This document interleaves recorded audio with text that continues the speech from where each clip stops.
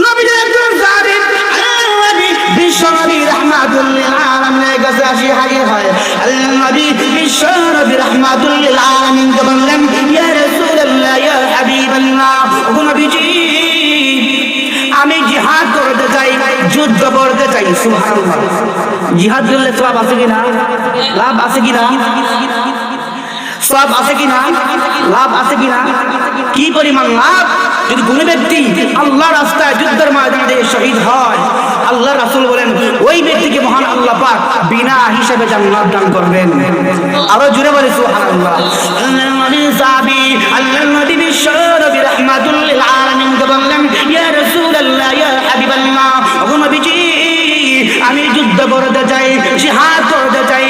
আল্লাহর নবী বিশ্ব নবী রাহমাতুল লিল আলামিন বলেন, হে সাহাবী, আমি জানতে চাই তোমার আম্মা আব্বা কি দুনিয়াতে জীবিত আছে? সুবহানাল্লাহ।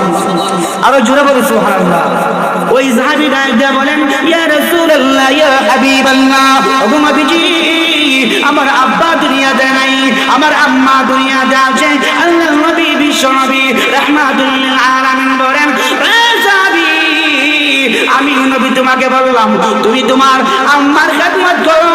তোমার আম্মার খেদমত যদি করো, তোমার আমল নামায় আমার আল্লাহ জিহাদের সওয়াব দান করে দিবেন।